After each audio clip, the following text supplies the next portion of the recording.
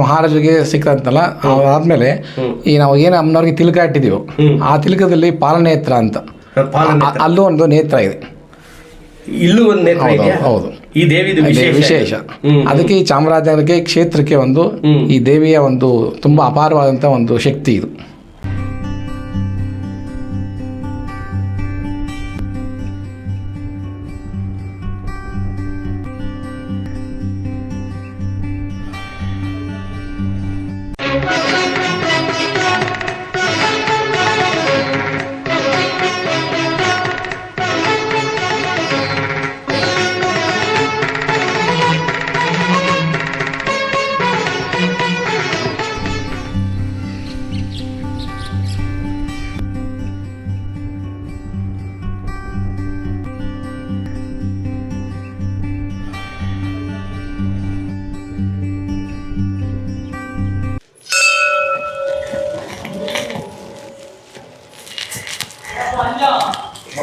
ಸ್ನೇಹಿತರೆ, ಇಲ್ಲಿ ನೀವು ನೋಡ್ತಾ ಇದ್ದೀರಾ ಮೂರನೇ ಕೃಷ್ಣರಾಜ ಒಡೆಯರು ಸಪತ್ನೀಕರಾಗಿ ನಿಂತಿರತಕ್ಕಂಥ ಭಕ್ತ ವಿಗ್ರಹಗಳು.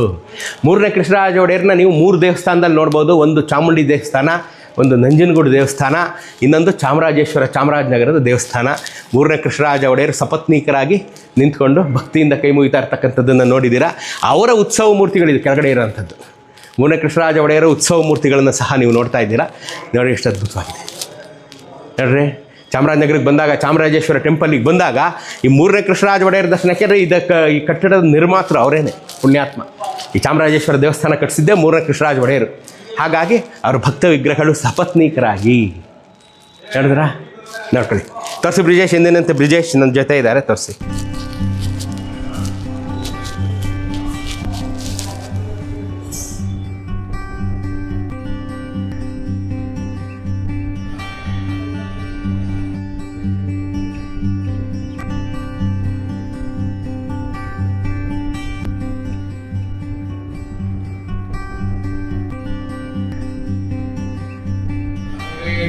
सजनादिदक्षध्ये कपदे दपदे साधतिष्पदे अष्टापदे नवपदे बभूषेः सहस्राक्षरा परमे व्योमन् ष्टकाम्यात सिद्धिरस्तु संकल्प. ಗುರುಗಳೇ, ಈಗ ದೇವಿ ಬಗ್ಗೆ ವಿಶೇಷ ಏನು ಅಂತ ತಮ್ಮ ಬಾಯಿಂದ ನಮ್ಮ ನೋಡುಗರಿಗೆ ತಾವು ಹೇಳಬೇಕೀಗ. ಖಂಡಿತ. ರಾಮಕೃಷ್ಣ ಭಾರದ್ವಾಜ್ ಅಂತ ಕೆಂಪನಂಜಾಂಬ ಅಮ್ಮನವರ ಸನ್ನಿಧಿ ಅರ್ಚಕರು. ಇಲ್ಲಿ ಮಹಾರಾಜರು ಈಶ್ವರನ ದೇವಸ್ಥಾನ ಕಟ್ಟಿದ ಮೇಲೆ ದೇವಿ ಸ್ಥಾಪನೆಗೆ ಒಂದು ವಿಗ್ರಹ ಮಾಡಿಸ್ಬೇಕು ಅಂತ ಅವ್ರ ಮನಸ್ಸಲ್ಲಿ ಅಂದ್ಕೊಂಡ್ರು. ಪ್ರತಿದಿನ ಒಂದು ಮಗು ಅವ್ರ ಕನಸಲ್ಲಿ ಬಂದು ನಾನು ಬರ್ತೀನಿ ಅಂತ ಒಂದು ಹೆಣ್ಮಗು ಸ್ವಪ್ನದಲ್ಲಿ ಬರ್ತಿತ್ತಂತೆ. ಮಹಾರಾಜ ದಿನ ಈ ಥರ ಕನಸಲ್ಲಿ ಬರುತ್ತಲ್ಲ ಮಗು ಅಂತ ಎಚ್ಚೆತ್ಕೊಂಡು ಮಾರನೇ ದಿವಸನೇ ಹೀಗೆ ಅಂತ ಬಂದಾಗ ನಾನು ಬರ್ತೀನಿ ನಡಿಯಮ್ಮ ಅಂತಂದಾಗ ಮಹಾರಾಜರು ಹಿಂದೆ ಹೋಗ್ತಾರೆ, ಮುಂದೆ ಮಗು ಹೋಗ್ತಾ ಇರುತ್ತೆ. ಇವತ್ತು ಏನು ಮೈಸೂರು ರೋಡ್ಲಿ ಮಂಡಕಳ್ಳಿ ಏರ್ಪೋರ್ಟ್ ಇದೆ, ಆ ಕಡೆ ಬಲಭಾಗದಲ್ಲಿ ಚಾಮುಂಡಿ ಬೆಟ್ಟ ತಪ್ಪಲು, ಅಲ್ಲಿ ದೇವಿ ಕೊಳ ಅಂತ, ಅಲ್ಲಿ ಬಿಲ್ವ ಪತ್ರೆಗಳ ವೃಕ್ಷ, ಅಲ್ಲಿ ಆ ಮಗು ಮಾಯ ಆಗುತ್ತೆ. ಮಗು ಮಾಯ ಆದಾಗ ಮಹಾರಾಜ ಇದೇನಿದೆ ಇಲ್ಲಿ ತಾಯ್ತನ ಬಿಟ್ಟು ಅಗಸ್ದಾಗ ಈ ಕೆಂಪನಂಜಾಂಬ ತಾಯಿ ಮಹಾರಾಜರಿಗೆ ಸಿಕ್ಕಿತು. ಅವರ ತಾಯಿ ಹೆಸರು ಕೆಂಪನಂಜಮ್ಮಣ್ಣಿ ಅಂತ. ಅವರು 1 ಕೋಟಿ ಗೌರಿ ಪಂಚಾಕ್ಷರಿ ಜಪ ಮಾಡಿದರು.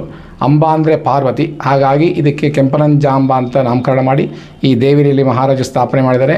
ಈ ಚಾಮರಾಜನಗರಕ್ಕೆ ಮತ್ತು ಈ ಚಾಮರಾಜ ಜಿಲ್ಲೆಗೆ ಈ ದೇವಿಯ ಒಂದು ವೈಶಿಷ್ಟ್ಯತೆ ಮತ್ತು ಒಂದು ಸಾನ್ನಿಧ್ಯ ಈ ಕ್ಷೇತ್ರಕ್ಕೆ ಇದೆ. ಎಲ್ಲ ಜನಗಳಿಗೂ ಇವತ್ತು ಒಳ್ಳೇದು ಮಾಡಿಕೊಂಡು ಅವರ ಇಷ್ಟಾರ್ಥದಿಂದ ನೆರವೇರಿಸ್ಕೊಂಡು ತಾಯಿ ಬರ್ತಾಯಿದ್ದಾಳೆ. ನಾವು ಸಹ ಇಲ್ಲಿ ಒಂದು 30-35 ವರ್ಷದಿಂದ ಇಲ್ಲಿ ಸೇವೆ ಮಾಡ್ಕೊಂಡು ಬರ್ತಾಯಿದ್ದೀವಿ. ನಮಗೂ ಸಹ ಒಳ್ಳೆಯದಾಗಿದೆ. ಈ ದೇವಿ ವಿಶೇಷ ಏನು ಹೇಳಿ? ಈ ದೇವಿಗೆ ಈಗ ಈಶ್ವರನಿಗೆ ನೀವು ತ್ರಿನೇತ್ರ ಅಂತ ನಾವು ಕರಿತೀವಿ ಅಂತ ತಾವು ಹೇಳಿದ್ರಿ. ಈ ದೇವಿ ವಿಶೇಷ ಏನು? ಈ ದೇವಿಗೆ ಏನಪ್ಪ ಅಂತಂದರೆ ಮಹಾರಾಜರಿಗೆ ಸಿಕ್ಕಂತಲ್ಲ, ಅದಾದಮೇಲೆ ಈ ನಾವು ಏನು ಅಮ್ಮನವ್ರಿಗೆ ತಿಲಕ ಇಟ್ಟಿದ್ದೀವೋ ಆ ತಿಲಕದಲ್ಲಿ ಪಾಲನೇತ್ರ ಅಂತ ಅಲ್ಲೂ ಒಂದು ನೇತ್ರ ಇದೆ. ಇಲ್ಲೂ ಒಂದು ನೇತ್ರ ಇದೆಯಾ? ಹೌದು. ಈ ದೇವಿದು ವಿಶೇಷ. ಅದಕ್ಕೆ ಈ ಚಾಮರಾಜನಗರಕ್ಕೆ ಕ್ಷೇತ್ರಕ್ಕೆ ಒಂದು ಈ ದೇವಿಯ ಒಂದು ತುಂಬಾ ಅಪಾರವಾದಂಥ ಒಂದು ಶಕ್ತಿ ಇದು. ಬಹಳ ಶಕ್ತಿವಂತ ದೇವತೆ.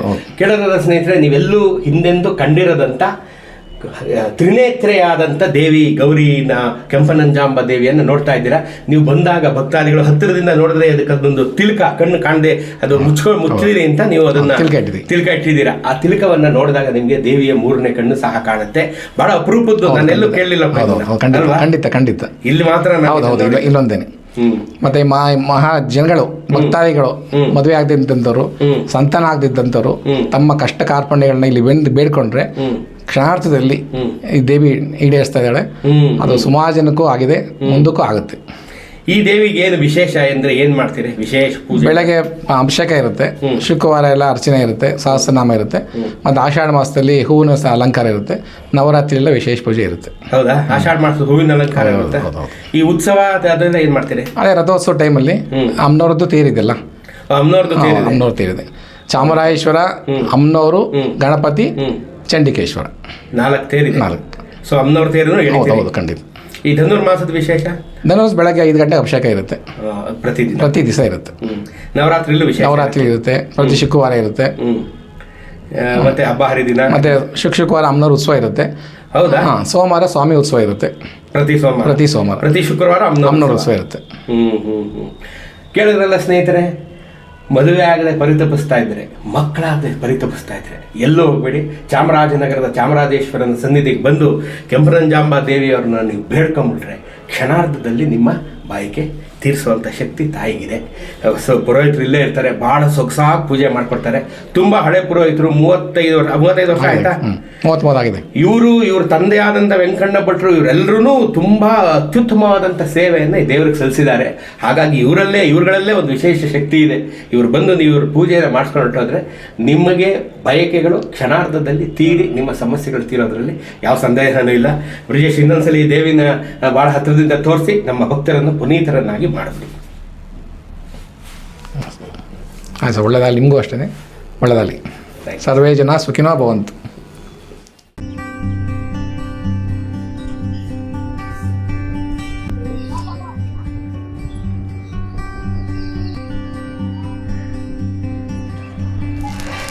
ಸ್ನೇಹಿತರೆ, ನೀವು ನೋಡ್ತಾ ಇದ್ದೀರಾ ಚಾಮರಾಜೇಶ್ವರನ ದೇವಸ್ಥಾನದ ನೈಋತ್ಯ ಭಾಗದಲ್ಲಿರ್ತಕ್ಕಂಥ ಈ ಒಂದು ಈಶ್ವರಲಿಂಗ. ಏನಪ್ಪ ವಿಶೇಷ ಇದು?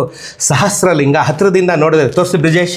1000 ಲಿಂಗಗಳನ್ನು ಒಂದೇ ಲಿಂಗದ ಮೇಲೆ ಕೆತ್ತಿರ್ತಕ್ಕಂಥ ಅತ್ಯಪರೂಪದ ಲಿಂಗವನ್ನು ನೀವು ಚಾಮರಾಜೇಶ್ವರನ ದೇವಸ್ಥಾನದಲ್ಲಿ ಕಾಣ್ಬೋದು.